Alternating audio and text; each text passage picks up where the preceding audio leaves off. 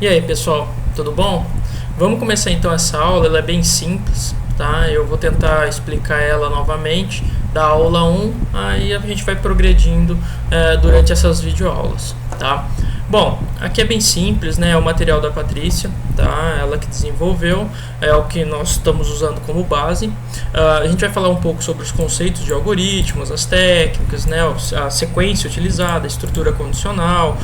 Daqui para baixo, nós vamos ver que boa parte do conceito de programação vai ser bem aplicado, tá? Porque são recursos que nós utilizamos dentro da programação.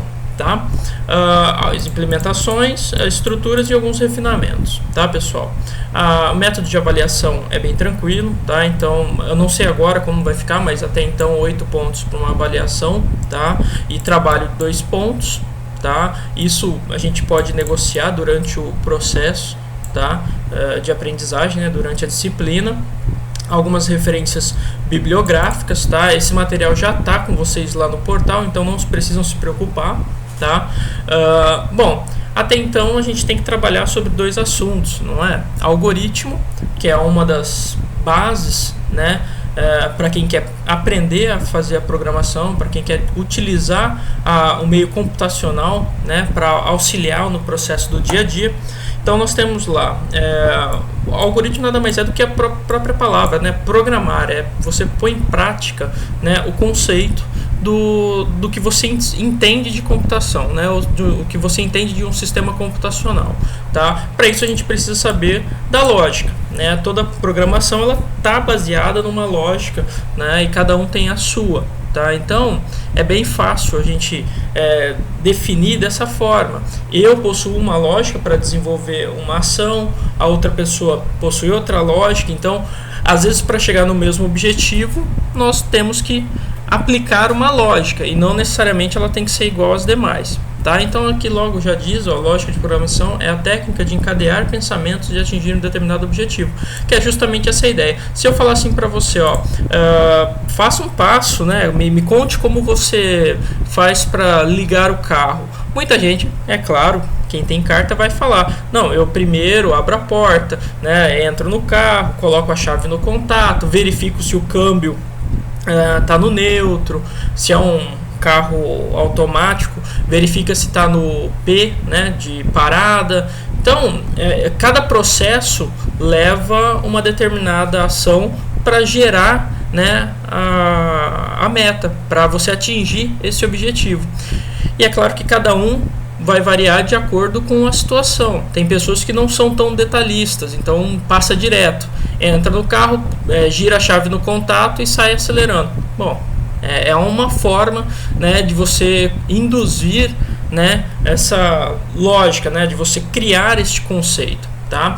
E aí nada mais é que o algoritmo uma sequência dessas ações. Se você sabe que a sua lógica ela possui uma sequência de ação, você precisa aplicar isso na computação e a gente chama de algoritmo, tá? Então é o algoritmo que vai traduzir a sua lógica para o meio computacional, tá? Bom, aqui quais seriam os passos necessários para uma troca de lâmpada? Muita gente iria acabar utilizando alguns recursos, como por exemplo, subir em escada, girar a lâmpada. Isso vai variar também, porque se a lâmpada não for de encaixe rosca, você vai ter que desplugar, se for aquelas fluorescentes, né?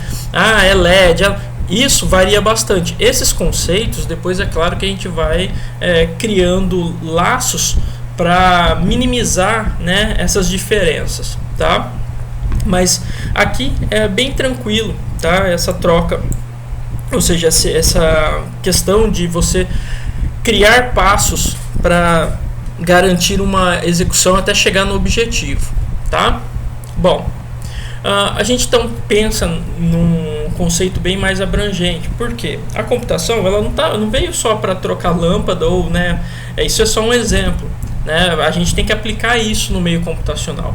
Uma das coisas mais complexas hoje na computação é justamente garantir que cálculos, né, que expressões obtenham seus resultados da forma mais rápida possível, né? E além da eficiência, a exatidão, né? Se você falar assim, poxa, verdade, eu sei calcular, eu sei fazer a soma de dois valores que nem está aqui no exemplo, só que adianta você saber a soma se lá na frente eu te passar algo mais complexo, você acaba criando, né, obstáculos e não conseguir atingir o objetivo, ou demorar demais para atingir ele, tá? E o meio computacional é nada mais do que você incrementar, ou seja, você poder auxiliar esses objetivos, essas sequências para chegar a um ponto final, né, a um ponto chave.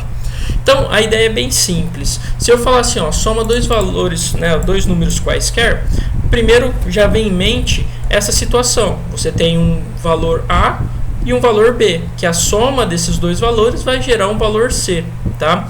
Então esse contexto de somar dois valores, a princípio, né, em termos de consciência, você sabe a lógica. Como que se faz para, por exemplo, multiplicar dois valores? Você sabe que são dois valores sendo multiplicados. A lógica já está definida, né, vamos dizer assim, dentro do seu conceito. Agora você tem que aplicar isso de uma forma expressiva, né? Ou seja, você tem que expressar isso de alguma forma. O algoritmo nada mais é do que transformar esses conceitos que você tem, essas lógicas, em um meio mais concreto, ou seja, em uma forma executável, né? Algo que você consiga expressar, tá? Então aqui, ó, você observa que somando os valores do retângulo A e do retângulo B, o resultado vai sair aqui no retângulo C, tá? É claro que além, né, dessa visão que você tem de soma de dois valores, um contexto bem mais interessante é você entender o que são cada um desses retângulos, né? É o que nós temos aqui, tá? Ó. Nós temos então a entrada dos dados, no caso são os valores que serão encaminhados dentro de cada caixinha dessa, de cada retângulo, o processamento, que é o que? A gestão, né? Ou seja, a execução do cálculo que você quer, no caso aqui uma soma, né? Ó, o processamento desses dados é a somatória deles, tá? E uma saída, que no caso é o resultado final, tá? Então todo o processo, todo o algoritmo, ele vai tratar dessa forma, tá? Ele vai ter uma entrada de dados, que são os dados que você vai inserir, vai ter a parte do processamento, que é justamente o cálculo realizado, né, com esses valores, e no final uma saída, que é justamente o resultado desse cálculo, tá? Sempre. Mas e se eu não tivesse soma, tivesse, sei lá, uma equação de segundo grau? É a mesma coisa, né? Então, se você buscar a informação na raiz, você observa que são compostos por entradas de valores, o processamento para depois ter a saída desses valores, tá? Aqui nós temos um exemplo bem simples do cálculo da média. Quando eu falo assim, ó, calcular a média final de alunos, e você sabe que ele possui 4 provas, subentende-se que você vai somar 4 valores e dividir pela quantidade. A soma dos valores dividido pela quantidade é a média. Então, calcular a média é simples, você já tem o conhecimento, né? Você já sabe a lógica, qual o passo a passo que você tem que fazer, não é? E aí, então, para que a gente entenda essa ideia de entrada, processamento e saída, você precisa, então, instigar essas informações, né? Buscar saber o que é entrada, o que é processamento e o que vai ser da saída. Bom, quais são os dados de entrada? Simples, P1, P2, P3 e P4, porque são as provas, as notas, né? Ó, as 4 avaliações que a pessoa tem. Qual será o processamento a ser utilizado? Bom, é a somatória de todos os dados de entrada, de todas as notas, dividido por 4, que é a quantidade, tá? E quais serão os dados de saída? Bom, os dados de saída é bem simples, né? É o resultado da média final. Para que isso aqui, ó, se encaixe, tá? Para que dentro desse processo você consiga colocar, né, de forma computacional, ou seja, transformar isso em um algoritmo, você precisa entender que passos devem ser tomados, tá? Com isso, então, nós temos lá, né, uma ideia de um algoritmo. Para que você consiga somar esses valores, você vai precisar saber quais são eles. Por isso que aqui, ó, no meu algoritmo, eu vou precisar receber o valor da nota. Então, ó, receba a nota da prova 1, receba a nota da prova 2. Ou seja, eu estou pegando os valores de cada prova, estou somando todas e dividindo pela quantidade. E assim, no final, eu vou mostrar o valor, né, o resultado dessa divisão, que no caso é o resultado da média, tá? Para que a gente não se perca nesse processo, né, de cálculo, porque às vezes no início, com exemplos simples, né, de soma, subtração, é fácil você identificar.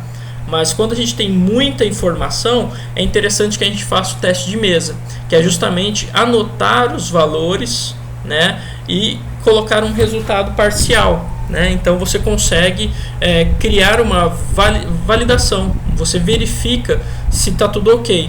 Então, por exemplo, se eu colocasse 10, 10, 10 e 10, bom, se tudo é 10, 10, né, 4 valores do tipo... quatro valores responsabilizados como 10 dá 40, 40 dividido por 4, a média é 10. Então você já tem como criar um padrão de verificação através desse teste de mesa, tá? Com isso a gente também tem o diagrama de bloco, tá? Esse diagrama nada mais é do que uma forma de expressar, né, esse algoritmo visualmente, não necessariamente por um código escrito ou, né, de forma voltado para a língua portuguesa, mas sim através de símbolos, tá? Então aqui nós temos os terminais, né, que pode indicar o início ou o fim do processamento, o processamento em si, que é um retângulo, né, com cantos arredondados. Aqui seria quase como uma elipse, tá? Já com cantos bem arredondados, e aqui nem tanto, tá? Terminal, o processamento é justamente a parte do cálculo, é onde realizam os cálculos dos valores de entrada, tá? Os dados de entrada são identificados com esse trapézio, tá? Então indica entrada de dados no teclado, né? Se você pede assim, ó, digite a sua altura, e a pessoa digitar 1,80, esse valor 1,80 é a entrada de dados, tá? E a pessoa que digitou, por isso que ele é manual. E aí nós temos a exibição, que é apresentar na tela, tá? Esse daqui, ele é bem simples, tá? É um símbolo, na realidade é um retângulo, tá? Só que com uma ponta, como se fosse um lápis, né? Não tenho ideia do formato, né, geométrico, mas é uma ponta num dos cantos e o outro arredondado, tá? Isso mostra a informação dos resultados. Dentro desse exemplo da média de 4 notas, é bem simples. Eu inicio, né? Ó, indico o início, então eu inicio com esse símbolo, que é esse aqui, ó, né? O terminal. Depois eu faço o recebimento dos valores, que seria no caso esse. Eu não consegui arredondar aqui, ó, tá? Então ele ficou reto, mas na realidade ele é arredondado aqui, ó, nos cantos, tá? Vou ver se no material eu consigo acertar isso e mostro para vocês. E depois o cálculo da média, que é o processamento, tá? Então a entrada, aqui não é o canto arredondado, aqui é o trapézio, tá? Então a entrada de dados seria no caso o trapézio, então aqui, tá? Então seriam 4 trapézios, tá? E aqui sim é o canto arredondado, tá? No cálculo da média, que é a parte do processamento, tá? Realizado então o processamento, você observa que tem uma setinha, ó, ele segue uma sequência, tá? Essa sequência é o que a gente chama de sequência lógica, tá? Ele inicia recebendo o primeiro valor, depois o segundo, depois o terceiro e depois o quarto. Tendo os 4 valores, ele realiza o cálculo da média, e aí então eu imprimo, né, eu exibo o valor da média, que é o exibir aqui, ó, mostrar as informações, tá? E no final eu acabo finalizando o meu algoritmo utilizando um terminal, tá? Que no caso é este terminal aqui em cima, tá? Bom, passado isso, a gente tem que falar sobre constantes e variáveis, né? Se você observar, uma constante é algo que não muda, né? São valores que não se modificam. Podem ser numéricos, datas, parte lógica, né? Caracteres, tá? E as variáveis é justamente o contrário. São valores que variam, né? Elas podem ser distantes, né? Vamos dizer assim. Porque, por exemplo, o que é uma constante? Se eu falar assim, ó, o valor de π é 3.14, blá, blá, 3.1415 alguma coisa, não é? É um valor constante, não muda, né? Toda vez que eu citar ou, né, relacionar esse valor de π, que é utilizado, por exemplo, para calcular a área de um círculo, uma circunferência, ele é constante, ele não muda, tá? Mas é claro que se para definir uma variável, né, para que eu entenda o conceito, é aquilo que varia. Como, por exemplo, o peso. Peso é uma variável, porque, querendo ou não, ela não necessariamente é um valor fixo. Ela nunca é uma constante, pode variar. Tá? A idade é uma variável. Valores que podem mudar é variável. Tá? Agora, valores que não mudam é como eu já falei, né? Você tem valores fixos, tá? No caso são constantes, tá? Bom, a declaração de variáveis na linguagem C, tá? Nós vamos ver aqui, ó, os dois padrões, tá? Não se preocupem com essa escala aqui, tá? Mas sim com essas duas aqui. No algoritmo a gente vai tratar como caractere letras, tá? Esses caracteres são letras A, B, J, H, tá? Esses caracteres são definidos como char na linguagem C, tá? Porque são caracteres, tá? Valores numéricos do tipo inteiro em algoritmo, na linguagem C a gente vai declarar como int, tá? São valores inteiros, não quebrados, como por exemplo o 25, o 40, o 72, o 100, 130, são valores inteiros. Já os valores reais são valores que podem ter casos após a vírgula, e aí eles são chamados de float, tá? Por exemplo, a sua altura, né? Você tem 1,85, 1,85. Então, esse valor é do tipo float, porque se fosse do tipo inteiro, seria apenas 1. O 85 não entraria dentro desse valor, tá? Tudo que está após a vírgula, o float ele aceita. Então, são valores quebrados, valores monetários, né, em dinheiro, valores com casas, né, peso, altura, tá? Distância, entre outros, tá? Além das declarações das variáveis, nós temos também os operadores, tá? Nós temos operadores aritméticos, né? No caso que a gente vai ver lá na frente, são os operadores mais comuns que você observa hoje, os relacionais e os lógicos, tá? Os aritméticos, eles são justamente os operadores que você utiliza para cálculo, né? Como soma, subtração, divisão, a exponenciação, né? O resto da divisão, o módulo, tá? Esses daqui são alguns símbolos que a gente mais observa. Só que na linguagem C, depois eu vou mostrar que esses símbolos se alteram um pouco. A exponenciação, por exemplo, não é dessa forma. O módulo também não se encaixa dessa forma aqui. Na linguagem C a gente tem alguns padrões que podem ser utilizados para esse tipo de aplicação, tá? Mas isso, conforme a prática, né, os exemplos, a gente vai mostrando para você. Bom, os operadores relacionais é aqueles que criam relacionamento, né, seria o da igualdade. Aqui a igualdade é 2 iguais, tá? Depois eu altero. Diferente, tá? Ou não igual, tá? Seria também aqui de uma outra forma. Seria algo similar a você conseguir fazer uma comparação e retornar se é verdadeiro ou falso, tá? Maior que, então símbolo de maior, menor, maior ou igual, menor ou igual, tá? Esses são os operadores relacionais. Se eu falasse assim, por exemplo, né? Um exemplo simples, né? 1 é igual a 5. 1 é igual a 5? Não, 1 não é igual a 5. Então, isso me retorna um valor, no caso, falso, tá? E depois eu vou ter a referência de valores que podem ser correlacionados, como, por exemplo, 1 é igual a 1? Sim, é verdadeiro. 1 é igual a 1. Tá? Então, os operadores relacionais relevam justamente essa comparação, essa identificação, né, de uma situação, de uma condição. Tá? Bom, e nós temos os operadores lógicos, que são determinados como e, ou e não, ou, né, seria de negação. Tá? No caso aqui do operador lógico E, geralmente ele cria uma condição de adição. Aí você vai falar assim, poxa, mas como assim, né, adição?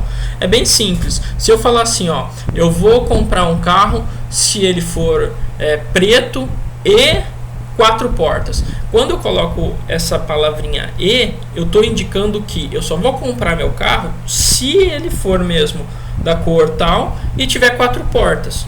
Tá? Então é uma condição básica. Se não tiver uma dessas duas posições, eu não compro.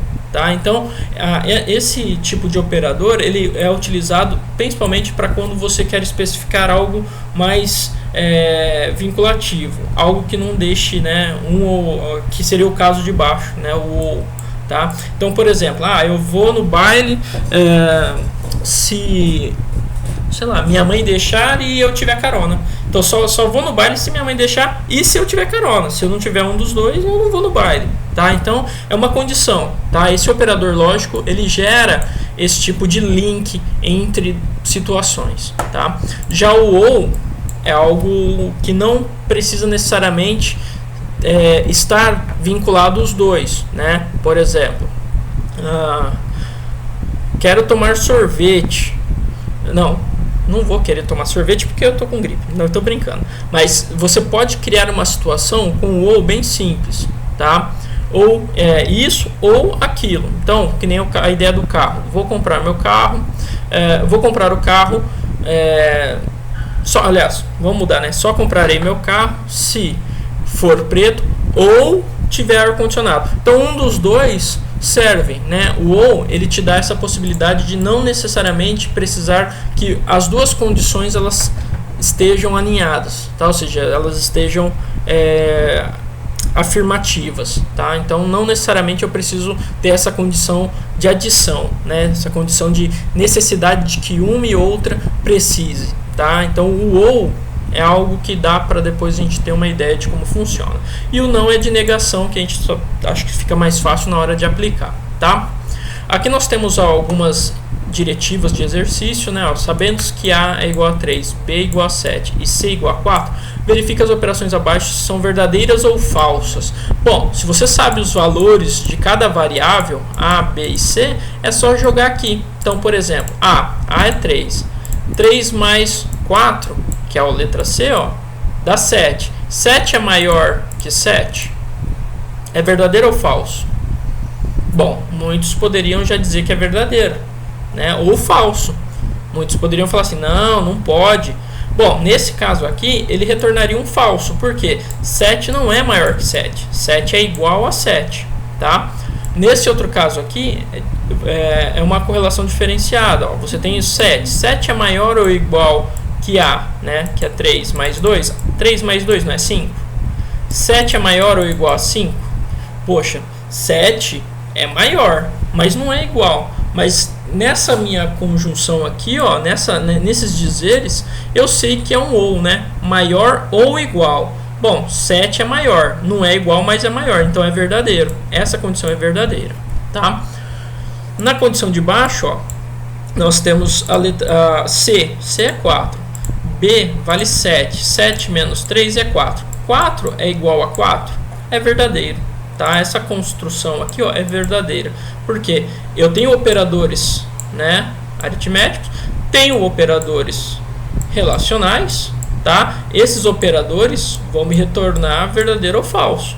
Então é essa condição e essa, através desse operador. Então essa somatória de A mais C e esse carinha aqui de B, né, isso é maior que isso, tá? Então essa leitura tem que ser feita de forma regrada. Uma outra dica é, se você observar, quando eu tenho dois valores, eu coloco entre parênteses, porque isso aqui é baseado na regra matemática. Então, aliás, é baseado na matemática, porque a computação ela é baseada na matemática. Então, obrigatoriamente, você precisa identificar esse tipo de leitura, tá? Nesse segundo caso aqui, nós temos os operadores lógicos, né? Ó, AND, OR, AND, né? AND seria E, OR seria OU, né? E aí você tem essa condição. Então vamos lá. Eu tenho os valores já de A, B, C e D aqui e eu tenho que substituir aqui dentro. Então A vale 5. 5 é maior que 3. É verdadeiro. Então, isso aqui é verdadeiro. Vamos ver esse cara aqui. C, que é 3, né? É menor ou igual a D, que é 6? É verdadeiro. Esse cara é verdadeiro. Esse cara é verdadeiro. Quando eu tenho o AND, isso tudo é verdadeiro. Porque esse carinha aqui, ó, o E, né, o AND aqui, para que essa estrutura seja verdadeira, né, ó, toda essa linha, esse cara e esse tem que ser verdadeiro. Se um desses forem falsos, utilizando o AND, é falso. Tá? Então, é uma estrutura, né, de lógica, de operadores lógicos, onde me resulta também condições de verdadeiro e falso. Tá? Vamos ver o de baixo. 5 mais 4. Ó, 5 mais 4 é maior que 10? Bom, 5 mais 4 é 9. 9 é maior que 10? Não, é falso. Isso aqui, ó, é falso. Bom, vamos ver esse outro lado aqui. Né? A mais B é 9. É igual a C mais D? C mais D é 9. 9 é igual a 9? É verdadeiro. Essa estrutura, ela é falsa ou verdadeira? Tempo! Não, vamos lá. Nesse caso aqui é bem simples, tá? A estrutura, ela é verdadeira. Ué, mas o senhor falou que aqui é falso. Aqui é falso, mas esse é verdadeiro. E quando eu tenho uma estrutura ou, né, uma condição ou aqui, significa que só isso tudo vai ser verdadeiro se isso ou isso for verdadeiro, tá? Então o ou precisa que um dos lados seja verdadeiro para que toda a expressão seja verdadeira. O AND não. O AND obriga que todos eles sejam verdadeiros para que essa estrutura seja verdadeira, tá? Retomando aqui a letra C, para a gente finalizar. 5 é maior ou igual a C? 5, que é o A, e C, que é o 3, né? Então, 5 é maior ou igual a 3? É verdadeiro. D, 6, né? É maior ou igual a C, que é 3? Verdadeiro. Se os dois são verdadeiros e eu tenho um operador lógico E aqui, AND, significa que é verdadeiro. Ah, mas se eu tivesse um OU aqui, verdadeiro e verdadeiro, o OU também seria verdadeiro, tá? Bom, então aí nós temos aqui a ideia do algoritmo, tá? Isso aqui eu vou falar na próxima aula, tá? Então eu vou finalizar por aqui e a gente continua da página 20. Beleza, pessoal? Tudo de bom, até a próxima.